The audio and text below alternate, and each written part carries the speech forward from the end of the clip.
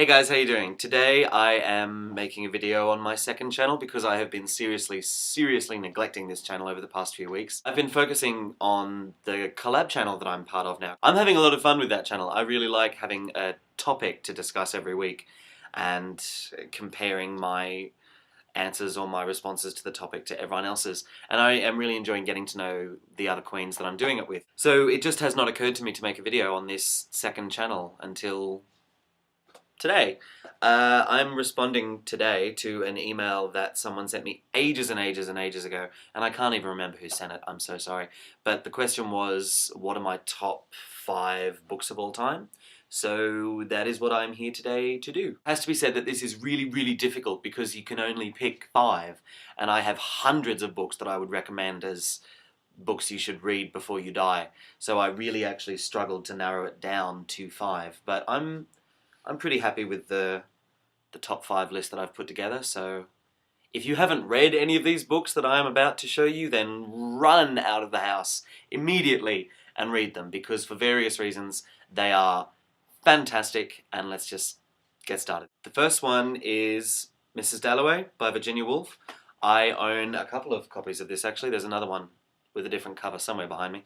I love Virginia Woolf's writing. I actually haven't read everything that she has written, so I can't say whether or not I think this is the best book she's ever written, but of everything I've read of hers, this is the best so far. It's a very deliberate move on my part that I haven't read everything Virginia Woolf has ever written, because she is dead and she is no longer producing new material, and we have found all of the manuscripts we are ever going to find with her name as a signature on the front.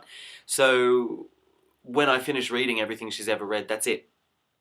I'm out of Woolf after that. So I'm sort of delaying things, as it were. I want there to still be some new Virginia Woolf things for me to read a little later down the track. So I've read most of her novels, a good chunk of her letters and some of her diaries, but there is still some more out there. So yes, but of everything I've read by Virginia Woolf so far, Mrs. Dalloway comes out on top. This sad little book has no cover, front or back. It used to belong to my mother. It still has her name written in it.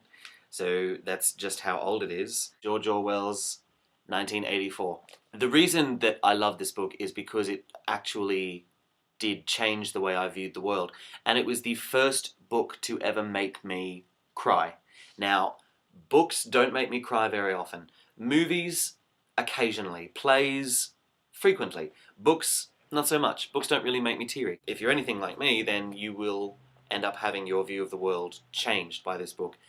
It is a masterpiece. The third book that I have on this list is Alice in Wonderland. Despite being written for children, is still loved by adults. It's kind of like Peter Rabbit, I think, in that sense. Adults love this book. I still love this book. I will still, if I'm feeling sick or just having a really down day, I will read this and it will make me feel a little bit better. And I have actually gone over to friends' houses and read this to them while they're sick in bed, and it's cheered them up a little bit. So it's so ingrained in pop culture as well.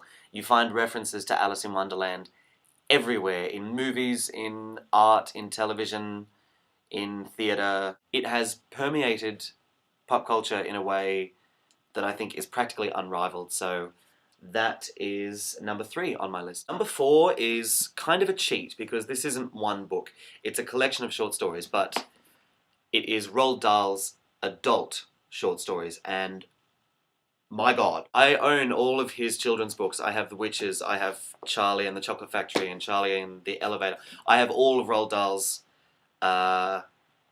children's fiction. And when I was little, Roald Dahl was the person who taught me to love reading. Then one day, when I was in, I think, year 7 or year 8, I found a collection of Roald Dahl short stories by Roald Dahl that I had never seen before.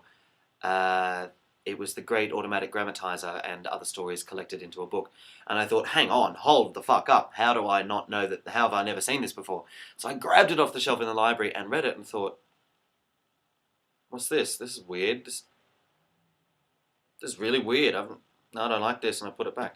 And then later, when I was a little older and a little more sensible, I discovered that, in fact, Roald Dahl had written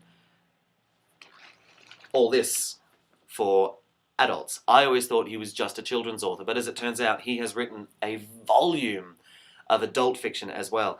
If you liked Roald Dahl when you were little, you will love Roald Dahl now that you are big.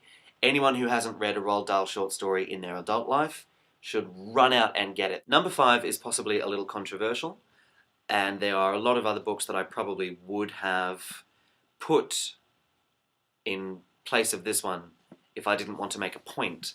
For instance, I haven't included Brave New World on this list, and I love Brave New World so much. It's like 1984 in that it changed the way I view the world. But because I want to make a point about it, the book I would put at number 5 is the Bible. I own 2 copies of the Bible, this white one, this enormous white one here, this black one, and I have a copy of the Book of Mormon, which I have featured in one of my videos before as a gag. I have actually read the Bible. I can actually claim to have read the Bible from cover to cover, which I don't think all that many people that aren't practicing a Christian religion can claim to do. But I am a firm believer in knowing thine enemy, as it were. I am an avowed, staunch atheist. I do not believe in any God or any spiritual thing at all. I am all about the science.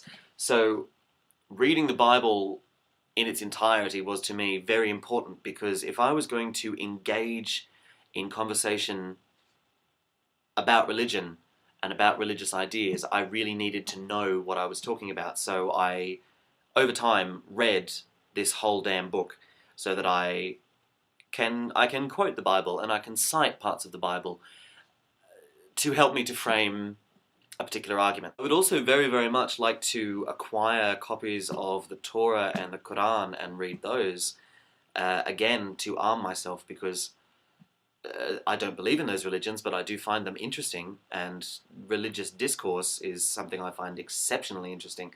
And as I say, one must know thine enemy. So those are my top 5 books. If you haven't read any of those, including this, you really should run out and read them, in my opinion. Until next time, I hope everyone is well, keep calm and carry on, and I will talk to you soon. Bye-bye.